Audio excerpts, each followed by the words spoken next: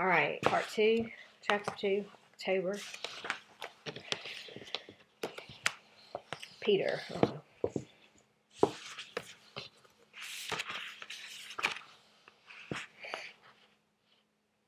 I never ever had something in school excite me before, but the plant unit we did with Mr. T had me fired up. We grew these bean plants from seeds, and once they got big enough, we started doing different tests with them. Variables, Mr. T called them. First, we stuffed the plants in boxes with just a little tiny hole in the side, and we waited to see what the plants would do after a few days in the dark. Anna had a meltdown about it. I don't want to put mine in a box, she cried. Mr. T had to take her out in the hall to calm her down. I was kind of shocked. Usually she doesn't say anything. What a weirdo, I thought. It's no wonder she doesn't have any friends. It's a good thing Danielle was her partner. She's the patient kind. Anyone else would have been fuming. My partner was Lexi, which was fine. She let me do what I wanted. Next, we put the plants on their side to see how they would grow. I couldn't believe it. The plants bent and still grew up toward the ceiling. That was pretty cool, but the best part was what we got to do in the end. Mr. T let us feed our plant any concoction we wanted to over the course of a week. There was just one rule. We couldn't use an ingredient that would spoil and stink up the classroom, like milk or something that wasn't good for us to breathe like gas. There were some pretty wild concoctions. David and Nick used salad dressing because, according to them, plants make salad, so the plant will like salad dressing. Brenda and Heather used orange juice mixed with ketchup and Pepto-Bismol. I don't know what they were thinking. Mine was the best, though. I brought in cat litter, used soda, and a little maple syrup. I did my best to mix it together and feed it to my plant. Lexi wasn't real happy about my choice of ingredients. I didn't tell her I had peed in my soda bottle some, too. Peter, you moron. This stuff is going to kill our plant, she whined. Shut up. You never cared about the plant before, I said. Well, I care now, she said. Lexi, maple syrup comes from trees. I drink soda a lot, and I'm growing, and farmers put animal manure on their fields all the time, so zip it. It's going to work. Our plant was dead in 2 days. Danielle and Anna did the best. Danielle used some natural ingredients her grandmother had taught her about. Something the old-time farmers really did use, I guess. Danielle lives on a farm, so she had a big advantage.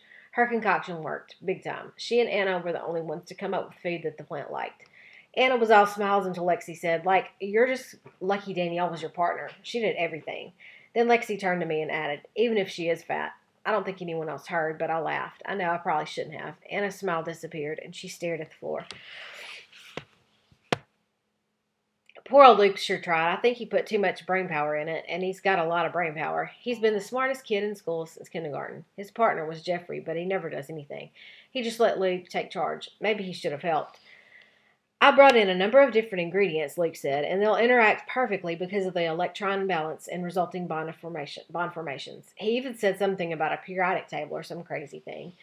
Well, you're never going to believe this, but Luke mixed his junk together and it started smoking. The next thing we knew, the stupid fire alarm was going off. The whole school had to go outside, and even the fire department showed up. It was great.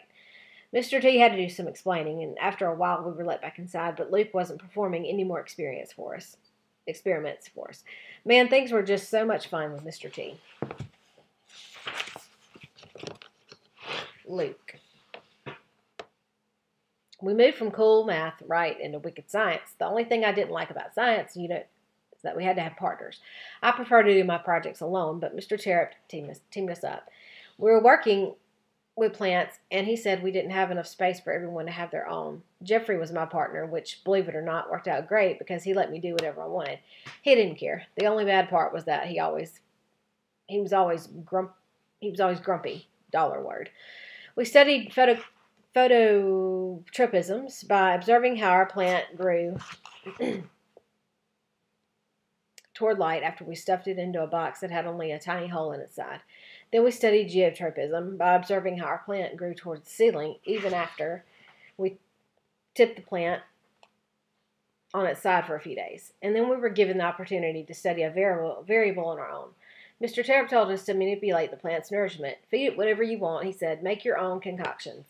Jeffrey left me alone. He hated school and everything about it. That day I hurried home and studied my periodic table. I had received a special chemistry set last Christmas. Hydrogen and oxygen make a special bond when they come together to form water, so I figured I should try to recreate that special bond with whatever molecular, dollar word, ingredients I chose. I looked through the chemicals in my set and picked the ones that would result in the same type of electron balance that occurred in the hydrogen and oxygen bond. I took my ingredients to school and got ready to measure and mix. Jeffrey was slightly interested at this point. Mr. Terupt, on the other hand, appeared a little uneasy about the whole thing, but he never stopped me. Luke, sometimes when you mix chemicals, it can cause a reaction, which then explodes. $word. I know, I said. Maybe we shouldn't mix these in the classroom without knowing what's going to happen, he said. It might not be safe. All these potions came from my chemistry set at home. My mom saw it. It's safe, I said, trying my best to convince Mr. Terupt. I didn't tell Mom or Mr. Terupt about the few ingredients I got from Dad's garage. I knew it would work. Hey, guys, come and look at all the stuff Luke's mixing together, Chris yelled. I felt everyone gathered behind me as I began mixing my substances together in a bowl. But before I could feed my plants, something happened. First, the bowl started feeling warmer, then hot. The potion turned dark green, then gray. It started bubbling, first slowly, then rapidly. I knew this was bad. Back up! Everyone back up! Get away from it, Mr. Terupt ordered. Smoke started billowing from my concoction. Then the screech of the fire alarm pounded against my ears.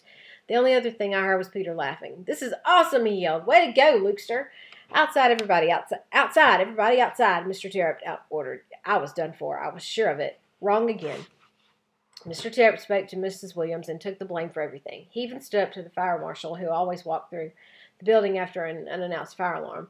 The marshal wanted our $word posters taken off the hallway walls. He claimed that they were a fire hazard. Jeffrey thought this confrontation was a big deal. Did you see Terupt say no to that guy, he said. He refused to take our posters down. I said, and I saw flashbacks of smoke pouring out of the bowl. I knew I wasn't ever going to be a botanist $word. At least Jeffrey had gotten excited about something. I wish Mr. Terupt hadn't entrusted us so much. Maybe it was because he was a first-year teacher and didn't know better, but I don't think that was it. I think it was a case of Mr. Terupt being a special teacher. Jeffrey. Luke was trying to feed our plant. I saw the smoke rising. I knew what was going to happen. Terupt did too, because I saw him go to the windows right away. Not fast enough, though. The alarm went off. Still went off. The whole school had to go outside because of Luke. When we came back in, some guy was walking down the hall with our janitors, Mr. Loomis and Mr. Reddy. Terupt sent us into the classroom, but he stayed in the hall. I hid by the door to listen.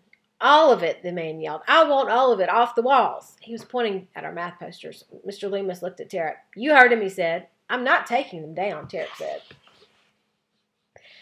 Do you know who this is? Mr. Reddy said. This is the fire marshal. Terupt said, I don't care who it is. I'm not taking them down. He looked at the fire marshal and said, you have no idea how hard my kids worked on these. He was pointing at our posters. He was pointing at my poster. It had one word on it, stupid, and it wasn't even a $word. All of a sudden, I felt bad because I hadn't tried on Terupt's project. There were some more words said, but then the fire marshal left. The poster stayed. I hope he felt stupid. Terupt came back into the room. Peter was out of his seat. Mr. T, you just told that guy off, Peter said, dancing around. That was awesome. No, I didn't, Terupt said. Get in your seat. You shouldn't have seen that. But I saw it and I heard it. Terupt stuck up for us. There's always posters in the school halls, and they're never fire hazards. I think the fire marshal was just mad about our false alarm, and I think Terupt knew that too. He wasn't going to get pushed around. Our hard work mattered to Terupt, even mine. I owed him now. I had to try, even if only a little. Anna. I didn't want my plant to die. I didn't want to put it in the box. Everybody was staring at me. I started crying. Mr. Terupt took me out in the hall. Anna, what's wrong? I don't want to kill my plant, I blurted out. My back slid down the wall, and I put my head in my hands. We're not going to kill your plant, Mr. Terupt knelt down in front of me. Yes, you are, I said. If we put it in the box, it's going to kill it. We'll take it out before it dies, he promised. No, I don't want to hurt it. Tell you what, Anna, let's do the experiments that we're lined up for your plant. We'll have to because Danielle is your partner and she needs to do the science too. Then when we're all done, I'll let you take my plant, our control, the one we don't do anything to. I still didn't like the idea of hurting my plant, but I like the idea of getting in control. I think he saw my hesitation. Plus, since you're working with Danielle, I have a feeling that your plant is actually going to be just fine. I don't know Danielle that well. She's never been in my class before. She seems nice. I like her. Sometimes she's friends with Alexia. I don't know why. I'm glad I'm partners with Danielle and not Alexia. I've never been in Alexia's class, but I can tell she's mean. All the girls listen to her, though. Katie, Emily, Heather, Natalie, all of them. Not me. I stay away from her. My mom was worried My mom had warned me not to get involved in that popularity stuff. She was ostracized once. That means nobody wanted to be friends with her. My mom told me it was like there was a big group of people holding hands in a circle, and she was never let in. She always had to stand outside the circle. Mom doesn't ever want that to happen to me. It was when she was 16 and pregnant with me. I can tell that she still hurts inside from all of it. Even her own parents shunned her. That's why she quit school shortly after I was born and moved out. She tried to move in with my dad. I've never met him, but that didn't work out. He left. Mom says we can talk about my dad and the whole situation when I'm older. All I know is that she says he's a nice man. My grandma and grandpa, I've never met them either. Still don't want anything to do with us. They moved far away after my mom moved out. My mom might be young, but she's still a great mom. She's my best friend, and I love her. If you love someone, you don't quit on them just because they make a mistake. Mr. Terupt helped me stand up. Trust me on this one, he said. Be positive. We headed back into the classroom. My plant went into the box and came out a few days later, a little yellow and without a lot of new growth, but it was still alive. Turning it on its side wasn't harmful, so I was okay with that test, and then it was our chance to feed it whatever we wanted. Mr. Terupt was right. Danielle knew what she was doing. Here's a list of things that we could mix together, Danielle said. I read the list. I didn't know everything on it. How did she? My grandmother helped me with it, she said. She's always been good at growing things. She's the reason we have successful crops on the farm. Both of us brought in some of the ingredients. We mixed them together and fed our plant. Ours was the only one to survive. It turned really, really green and grew and grew and grew. I took the control home, but Danielle and I decided to leave our plant in school. We kept feeding it, and even now, watched it grow. It grew almost to the ceiling, wrapping itself around the cord to the blinds all the way up. Then one day it was knocked over. Somehow our super duper plant fell off the windowsill. Nobody knows how it happened. I have a pretty good idea, though. I bet Alexia did it because it happened when she was being nasty to Danielle. I'm thankful that Mr. Terupt let me take the control home. I didn't want her to hurt that one, too. I liked being Danielle's partner. I wonder now if Mr. Terupt knew what he was starting between me and Danielle. I wonder.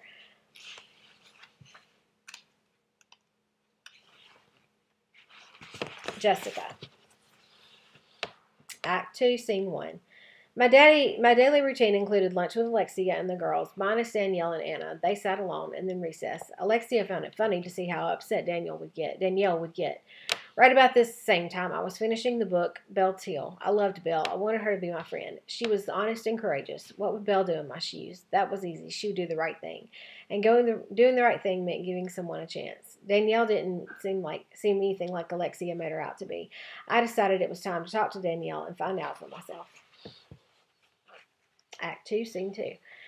I set out to find Danielle the next day at recess. I spotted her from a distance. She was drawing in the dirt with a stick. Hi, Danielle, I said as I approached, clutching my latest book, Where the Red Fern Grows, close to me. What do you want? She shot back, jabbing her stick too hard in the ground, causing it to snap in half. She turned away. It sounded like she was crying. Are you okay? I walked closer. No, Lexi's being really mean to me, and it's all your fault. She threw her sticks into the ground. My fault? She blamed me? Why didn't I see it coming? It made perfect sense. I was the new girl, and my arrival pushed her out of the group. I'm sorry, I said. I stood there. I wanted to be back in California anyway. I missed my dad. Danielle began scratching pictures in the dirt with her finger. I'm sorry I said that. It's not your fault. I sat down. It's just that Lexi's ignoring me, talking about me, saying mean stuff, Danielle went on. She doesn't sit with me at lunch. She's not playing with me, and now all the other girls are doing the same thing. They always do that. They always do what Alexia says. Anna's the only one who's still nice, and I'm not supposed to be friends with her. Why not? I asked. My family, especially my grandma, thinks she's a bad influence. I don't get it. My mom and dad used to be friends with their grandparents, and you mean her parents? I interrupted. No, her grandparents. Danielle stopped moving the dirt and sat up to explain. My mom and dad are 47. They had my older brother Charlie when they were 20, the same time Anna's grandparents had Anna's mother. They were all friends at church, and that's how they knew each other. Charlie's 27, so Anna's mom must be 27 too. And Anna's 11, I said, quickly putting all the pieces together. So that means her mom was 16 when Anna was born. That's right, Danielle said. And that's why your family, especially your grandmother, thinks Anna will be a bad influence? I asked. Yes, Danielle said. I think they figure Anna will be like her mother, and that's not the type of people churchgoers should associate with. I didn't like what I was hearing. None of it seemed fair to Anna, but I wanted to learn more about her mother's story. What happened after Anna was born? I'm not sure, Danielle said. I just know that it's only Anna and her mother now. None of that is her fault, I said matter-of-factly. Danielle nodded. She bent forward and started drawing in the dirt again. I decided not to push it anymore. She seemed upset by it, too. I'll play with you, I said. You will? The hint of a smile spread its way across Danielle's dirt-streaked, teary face. Sure, and I won't listen to Alexia. I slid where the red fern grows off to the side and dug into the earth with my finger. I know that book. My grandma used to read it to me. It's a very good book, I said. Everybody always likes a character with a dog. That's something my dad told me. It's a sad story, Danielle said, but I won't tell you what happens. Please don't. We can talk about it when I get done, though. Sure, she said, shrugging her shoulders. We sat next to each other, scratching pictures in the dirt until the whistle sounded. Recess was over. We stood and brushed ourselves off. That was when I saw Danielle's dirt sketch of 2 dogs. That's a great picture, Danielle. Thanks, she said. I like Danielle. There were a lot of interesting things to learn about her, I could tell. I grabbed my book and we headed toward the building. Then I saw Anna wandering over by herself. I wondered if she wanted to be a loner, or did she want friends? Or why did she try so hard to be invisible? Was she embarrassed by her family situation? And how many people actually knew all that stuff about her mother? Act 2, Scene 3. I was walking with Danielle when all of a sudden she rushed ahead and hurried us inside. Looking up, I found out why. Alexia got right in my face. Like, what are you doing? I thought I told you not to be friends with her. Alexia's head jerked from side to side as she talked. It reminded me of a bobblehead. She blocked my way, her hands on her cheetah pattern hips. There's nothing wrong with Danielle. Besides, I can play with whoever I want, I said. Fine. Then, you're not my friend anymore, Alexia said. She knocked where the red fern grows out of my hands. Then she whipped around and stomped inside. I wasn't upset, but I'm not stupid either. I knew Alexia was going to make my life miserable. That was her game, and she was good at it, too. Still, I had no clue how bad things would really get. Alexia. I saw Jessica talking to Danielle. I saw them playing. That double-crossing no-good Miss Perfect from California. She was going to get it. I went right up to her after recess and smacked her stupid book out of her hands. Who did she think she was, messing things up? I couldn't get her to stand up to me and get away. I couldn't let her stand up to me and get away with it. Then somebody else might think they could do that, too. I wasn't about to let that happen. Nobody messes with Alexia. Then I had to deal with Danielle. I caught up to her inside and followed her into the bathroom. I was like, what are you doing? She backed up to the stall. Nothing. What's wrong? I was like, you're crazy to be friends with a new girl. I told you she's been saying nasty stuff about you. How you smell like the farm. And just now she said, who's bigger, Danielle or the cows? Now Danielle was crying. Score. I hugged her. I was like, we've been friends a long time, Danielle, since 2nd grade. We don't need her. She was still crying. I hugged her again. I was thinking, this will teach you to mess with me, Miss Perfect. I let go of Danielle and walked over and stood in front of the mirror. I fixed the scrunchie in my hair and readjusted my scarf. I reapplied some Princess Pink lip gloss. I was like, don't you worry, Danielle. We'll get her. Danielle. I ended up talking and playing with Jessica at recess. My troubles with Lexi weren't her fault. I told Jessica about Anna. Jessica thought Anna seemed nice, which was true. Anna was my science partner for the plant unit, and I liked working with her. You stay away from that girl, you hear me? Grandma said when I first mentioned Anna at home. Your grandmother's right, Danielle. That girl comes from a bad family, Mom said. She'll be a bad influence. I wanted to know why, so Grandma filled me in on Anna's family story. I just listened, but I couldn't help thinking about the Anna I knew. She didn't seem bad at all. In fact, I really liked her. I wanted her to be my friend.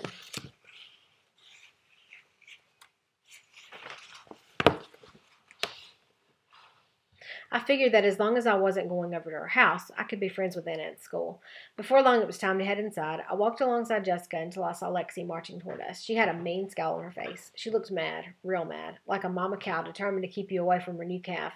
I rushed ahead. I didn't want to fight. I felt bad for leaving Jessica behind, but I wanted to avoid Lexi. I hurried inside and hid in the bathroom, but Lexi found me. The bathroom door flew open and she got right in my face. She told me all the mean things Jessica was saying about me. Like, you can even ask Kate Katie or Emily. They'll tell you. Little Miss California is a two-face. Nice to your face, then mean behind it. You need to stay away from her. I started crying. Why would Jessica say those mean things? Lexi hugged me for a second, but it didn't make me feel any better. Then she walked toward the sinks. She stood in front of the mirror, fixing herself. I sat on one of the stalls, wiping my tears. Like, you know what else Lexi said? Jessica's the one who killed your plant. Like, she knocked it over on purpose. She told me. I've known Lexi since second grade, when she was all nice. She even came over to my house once that spring, but her feather boas weren't a good match for my farm, so she hasn't ever been back. And then in third grade, she started with her mean games, so I've never been to her house. We're friends in school when Lexi says so, and that's it. Grandma says something's going on with Lexi that we don't know about, and that it's best not to worry about being her friend. But I did worry. What was the truth? Was there anyone I could be friends with? Dear God, it's Danielle. I'm going to need your help sorting all this girl stuff out. I hope you don't mind. I'd rather not get Grandma involved. She doesn't always understand. Thanks. Amen.